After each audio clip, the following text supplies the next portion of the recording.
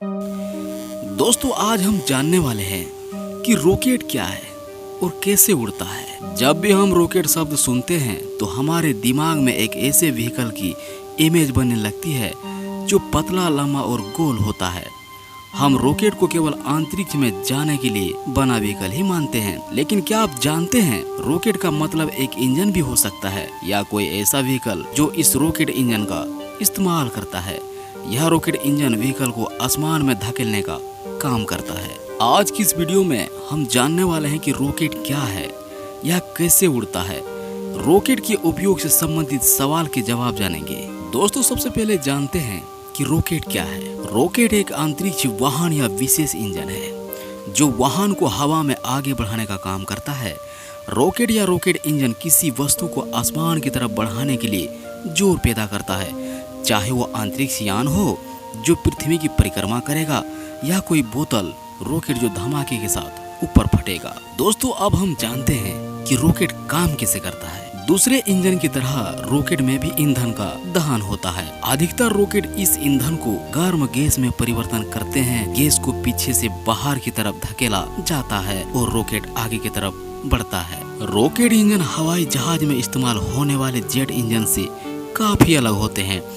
Jet engine को कार्य करने के लिए हवा की आवश्यकता होती है, जबकि रॉकेट इंजन को हवा की कोई आवश्यकता नहीं होती है। रॉकेट इंजन अपने साथ खुद के कार्य करने के लिए आवश्यक हर सामान को लेकर चलते हैं। रॉकेट के साथ ऑक्सीकारक पदार्थ होते हैं जो ईंधन जलाने के लिए ऑक्सीजन का काम करते हैं।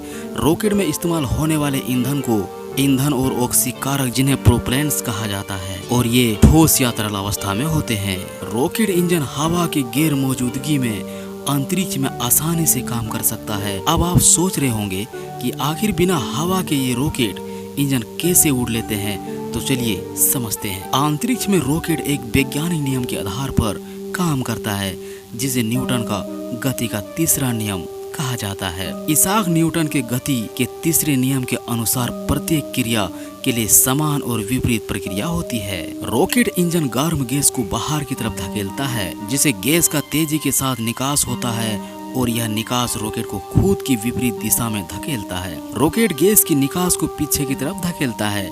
गैस का निकास रॉकेट को ऊपर की तरफ बढ़ाता है।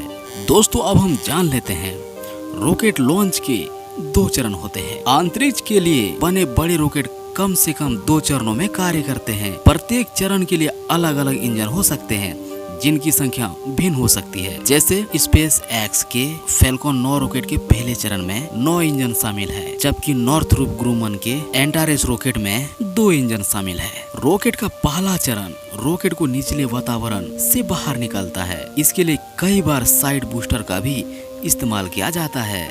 ऐसा इसलिए क्योंकि पहले चरण में पूरे रॉकेट को इसके पेलोड और अप्रयुक्त ईंधन को उठाना होता है, जो सबसे बड़ा और शक्तिशाली भाग होता है। रॉकेट जितनी तेज रफ्तार से आगे बढ़ेगा उतना ही अधिक हवा प्रतिरोध से इसका सामना होगा, लेकिन जैसे जैसे रॉकेट ऊंचाई की तरफ बढ़ता जाएगा वातावरण उतना ही पतला होता चला जाएगा।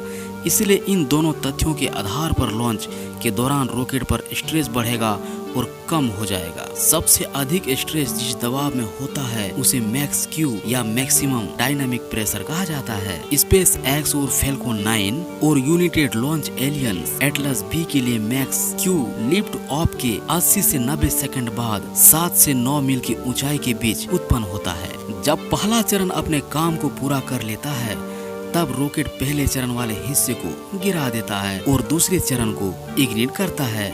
इस चरण में लोड काफी कम होता है और निचले वातावरण के मुकाबले संघर्ष भी काफी कम होता है। इस बिंदु पर रॉकेट अपनी नोक पर लगी पॉइंटेड कैप को खुद से अलग कर देता है, जो पहले चरण के दौरान रॉकेट के पेलोड की रक्षा करता है। आई होप दोस्तों ये वीडियो आप सबको अच्छा लगा होगा। यदि वाकई में अच्छा लगा हो तो हमारे साथ बोलिए जय हिंद।